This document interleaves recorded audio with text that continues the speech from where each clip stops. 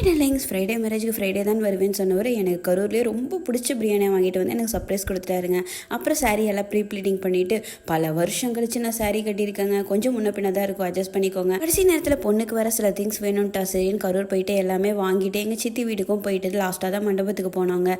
அவளா பிஸியாக மேக்கப் பண்ணிட்டு இருந்தா. சரி நம்ம போய் கொஞ்சம் கிளம்புவோன்னு சொல்லிட்டு நான் வந்து சிம்பிளாக தாங்க கிளம்பியிருந்தேன். மேரேஜில் கொஞ்சம் ஒர்க்கெல்லாம் இருந்தனால அதையும் பார்த்துட்டு இருந்தேன். என் ஹஸ்பண்ட் வந்து என்னை வீடியோ பிடிக்கிறதுலே ரொம்ப வந்து மும்பரமாக இருந்தார். எப்படியோ வீடியோ காட்சின்னு சொல்லிட்டு நானும் அப்படி இப்படின்னு போஸ்ட் கொடுத்துட்டு இருந்தேங்க. பார்க்குறவங்களாம் நீ வேலை செய்கிற மாதிரி தெரியல, வீடியோ எடுக்க தான் இந்த மாதிரிலாம் சீன் போட்டுட்டு இருக்கேன்னு வேற கலாய்ச்சாங்க. அப்புறம் பார்த்தீங்கன்னா பொண்ணுக்கு சில சடங்குகள், மாப்பிள்ளைக்கு சில சடங்குகள்னு சொல்லிட்டு எல்லாமே பண்ணிட்டு இருந்தாங்க. நாங்களும் அதை தான் பார்த்துட்டு இருந்தோம். பொண்ணு போட்டிருக்க எல்லா சாரியோட பிளவுஸுமே வந்து என்னோட சிஸ்டர் தான் ஆரி ஒர்க் பண்ணியிருந்தாங்க. ரொம்பவே பியூட்டிஃபுல்லாகவும் யூனிக்காகவும் இருக்கும். உங்களுக்கு வேணும்னா சொல்லுங்கள், நான் கண்டிப்பாக டீட்டெயில்ஸ் கொடுக்குறேன்.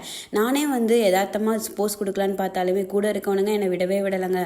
சரி ஓகே அப்படின்னு சொல்லிட்டு அப்படி இப்படி நானும் சில பல வீடியோலாம் எடுத்து வச்சிருக்கேன், உங்களுக்காக நான் போடுறேன், செக் பண்ணி பாருங்கள். அப்புறம் நம்மளே இன்னைக்கு தான் சாரி கட்டியிருக்கோம், சரி 2-3 போஸ்ட் கொடுத்துடலான்னு சொல்லிட்டு வீடியோகிராஃபி ஃபோட்டோகிராஃபிக்கெலாம் போயிட்டு நாங்களும் போஸ்ட் கொடுத்துட்டு இருந்தோம். அங்கே பார்த்தீங்கன்னா பீம் மாதிரியே ஒரு குட்டி இருந்தது. எனக்கு அவனை பார்த்தது பீம் ஞாபகம் வேற வந்துருச்சுங்க.